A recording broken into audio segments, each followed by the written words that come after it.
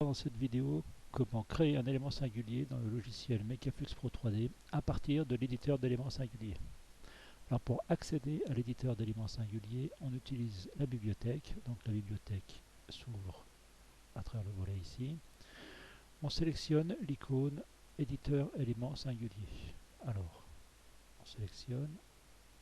Ceci active l'interface de création d'éléments singuliers. Alors on clique sur Nouveau pour lancer la création d'un nouvel élément. Ceci nous renvoie directement vers l'onglet Définir l'élément où on va rentrer les différents paramètres de ce nouvel élément.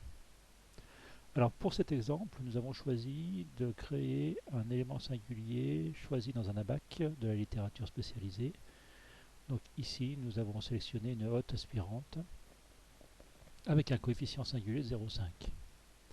Alors ce qu'il est important de déterminer rapidement dans un élément singulier, c'est la section sur laquelle s'appliquent les calculs. Ici, en l'occurrence, la section qui nous intéresse et sur laquelle est appliqué le calcul du coefficient de perte de charge est mentionnée ici par une flèche. Donc on va dire que c'est la section de sortie. Nous constatons aussi que cet élément a une entrée et une sortie qui ne sont pas du même diamètre.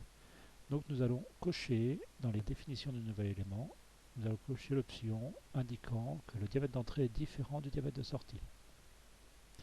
Et on va déterminer sur quelle partie s'applique le coefficient de perte de charge. Ici, le coefficient de perte de charge s'applique sur la section de sortie où on voit la flèche dessinée. On n'a plus qu'à rentrer notre coefficient qui est de 0,5. Dans notre cas, le coefficient de perte de charge est entièrement déterminé. Nous pouvons passer au réglage du paramètre de diamètre. Alors, notre élément, un diamètre d'entrée qui n'est pas connecté à un réseau, donc il est à l'air libre, on va mettre diamètre d'entrée 0. Et nous, on va dire que cette hotte-là, elle est pour un diamètre de conduite de diamètre 200 mm, pour notre exemple. Voilà, nous devons nommer cet élément, donc on va l'appeler hotte, et on va mettre son diamètre de connexion, ce qui est pratique lorsqu'on recherche un élément à intégrer dans un réseau. Donc prenez l'habitude de toujours mettre le diamètre de connexion, ça facilite grandement les recherches dans la bibliothèque. Hotte diamètre 200 mm, et nous allons terminer en choisissant une image pour cette hotte. Donc, modifier l'image de l'élément, on va sélectionner l'image qu'on a créée et la voici appliquée pour cet élément. Alors, pour des raisons de représentation, purement on va dire esthétique, il est préférable de correctement aligner nos images. Nous avons un petit schéma qui indique la position de l'entrée et la position de la sortie.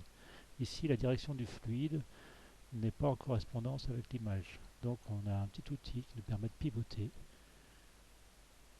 ou bien d'inverser jusqu'à ce que la position soit bien déterminée.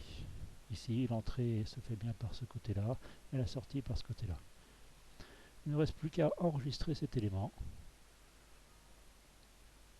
Et voilà, c'est terminé pour cet élément, il a été créé. On peut fermer l'éditeur et nous allons aller dans notre bibliothèque d'éléments singuliers, retrouver notre hotte que nous venons de créer.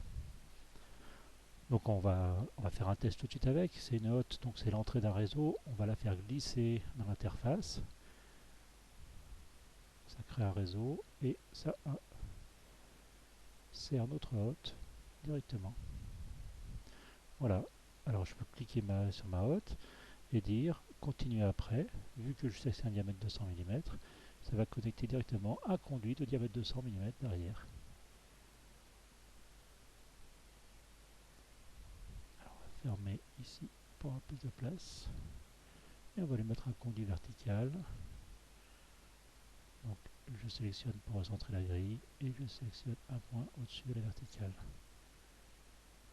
Validé. Et nous avons donc notre réseau qui commence par la hotte.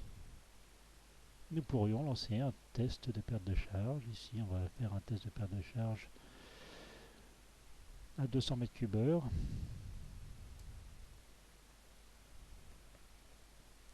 On va mettre de fluide, on va dire que c'est de l'air.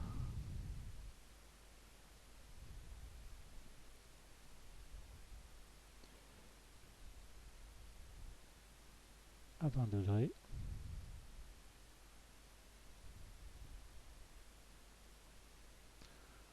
On va laisser l'altitude à 0. On repasse à notre schéma. Et donc, on lance la création d'un générateur qui assurera le débit de 200 mètres.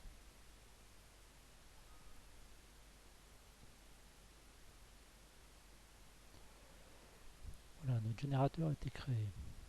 Alors, on va en profiter pour développer des petites astuces un petit peu sur l'ergonomie du logiciel. Lorsqu'on a lancé le test de débit, le générateur est venu se mettre automatiquement à la première position où le diamètre est différent de 0. On voit que ça nous gêne un petit peu dans la représentation parce que notre générateur il couvre notre hotte et c'est pas très ergonomique en termes de présentation. Donc on peut très bien saisir le générateur qui s'est créé automatiquement. On va faire couper et on va venir le mettre en bout de conduite.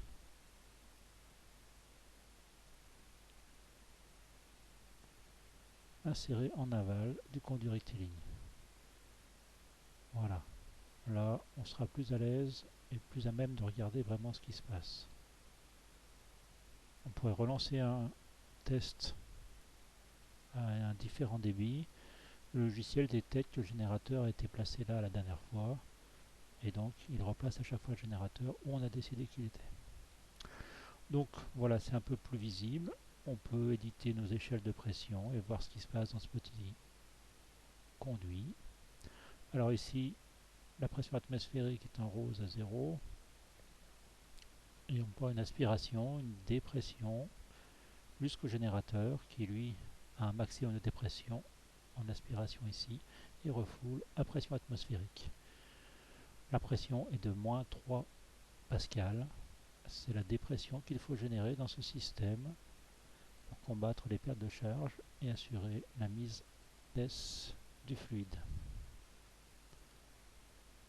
Donc c'est tout pour ce didacticiel de création d'éléments singuliers avec un coefficient de perte de charge constant.